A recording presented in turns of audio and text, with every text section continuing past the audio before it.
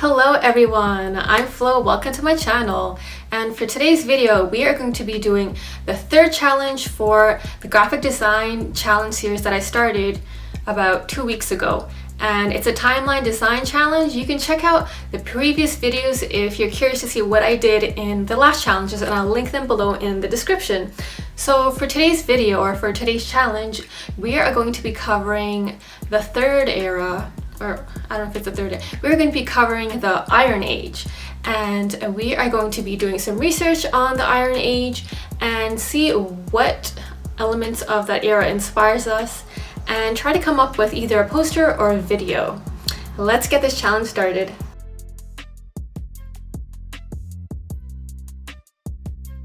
Now for the research for the Iron Age, I found that there's a lot of similarity between the Iron Age and the Bronze Age. So the one big thing about the Iron Age was, of course, iron was a big thing at the time, and that was something that was discovered.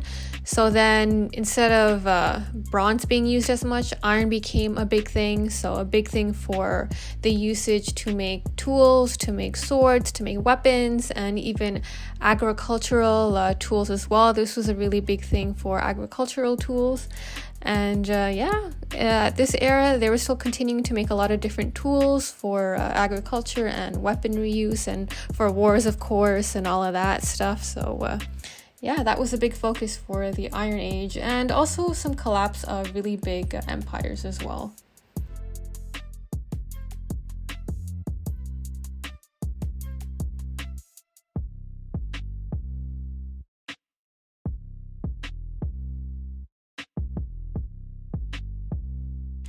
Now with that as inspiration, I went in again with, of course, the mixer brushes. So I have a couple of different spheres in my Illustrator file here of different gradients that I can just use to pluck colors in for the mixer brushes.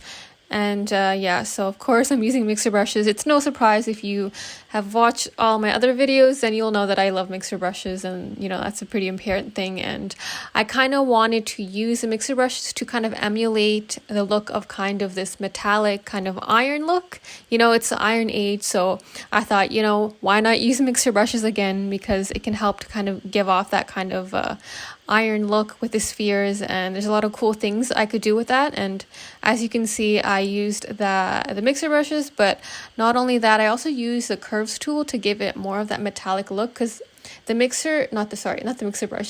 curves tool actually kind of helps to kind of play around with the lighting, so you get to play with the darks, the lights, all the contrast. So I kind of wanted to manipulate the look of that metallic look by using the curves tool. So hint, if you want to make anything look kind of metallic, play around with the curves tool.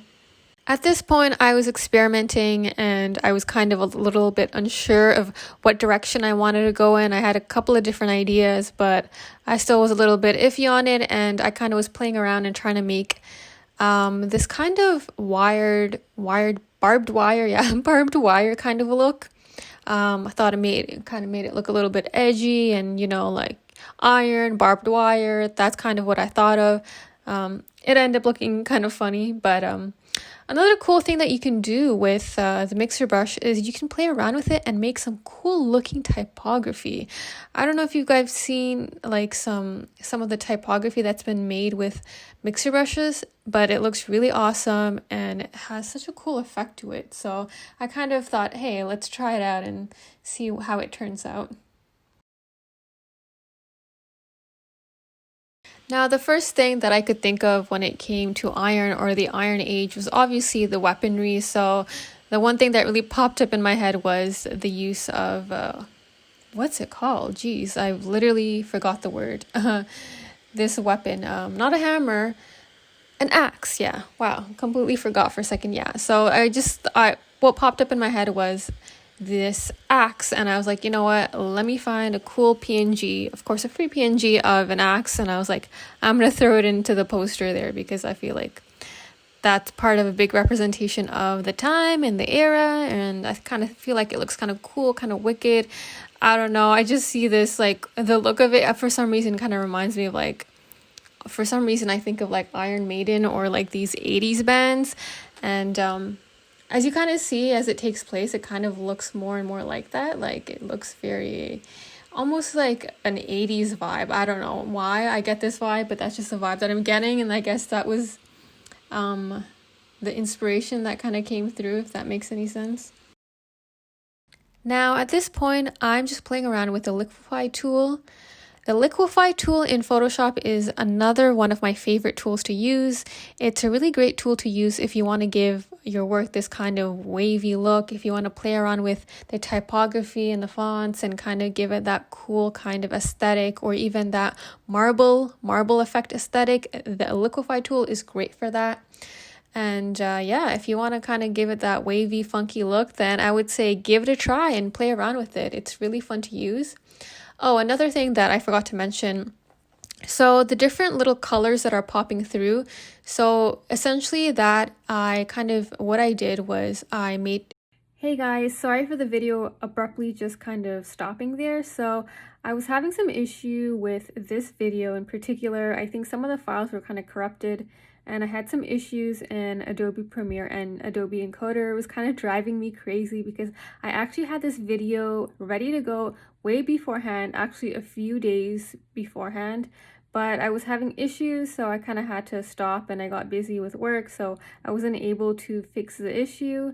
But essentially I think like there's some corrupted parts of the video, so that's why I kind of just cut off randomly, and it didn't fully render out and download. But anyways, I don't want to blab and just get into that because like that's all the technical stuff. But essentially I just wanted to let you guys know. So the ending might look a little bit rushed, but I still wanted to deliver you guys a video even if it kind of like ended up being a slightly cut off. So yeah, the ending might look rushed, but I wanted to show you the final product of what I came up with. So here's the rest of the video.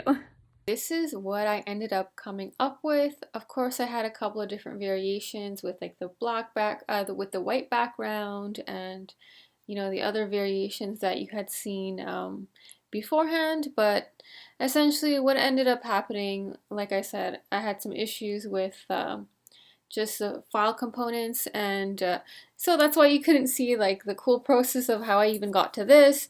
But I'll just quickly kind of explain it and just let you know what I kind of did. Yeah, my layer file looks kind of crazy. Don't look at that, or you could look at that, but it might confuse you. But essentially what I ended up doing was I ended up playing around with the Liquify tool. So I went even crazy in the Liquify tool. Let me find where I kind of went around. Oh yeah, I think it was this, yeah, these files. So like I went in with the Liquify tool here. As you can see, I really played around with it. I can just turn it off to show you how it looked even before. So that's how it was. And then I played around with the Liquify tool, which is right at the top here. And then I went even more crazy with the Liquify tool, and I just kind of like, just like, had fun with it. Woo, like kind of like that.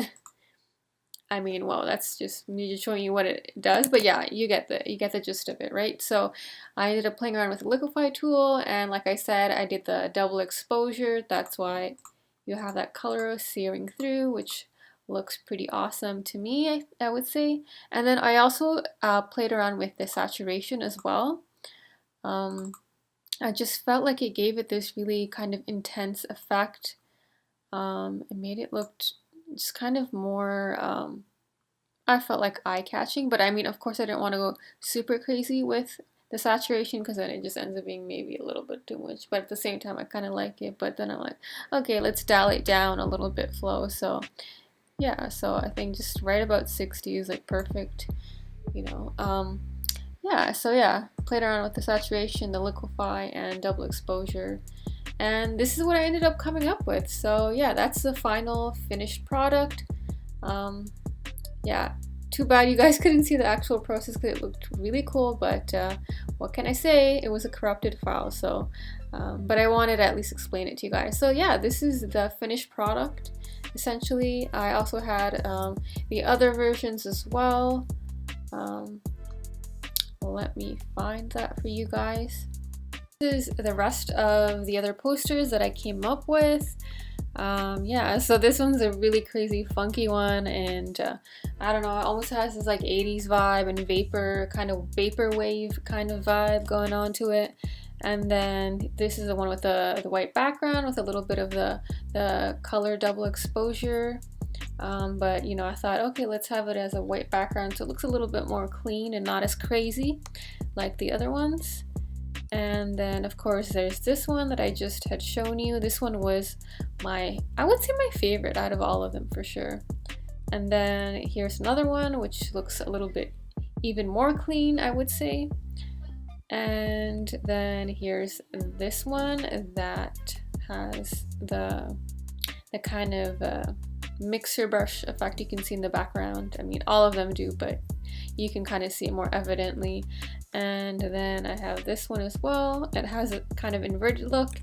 And then that one with a little bit more of black and a little bit more contrast.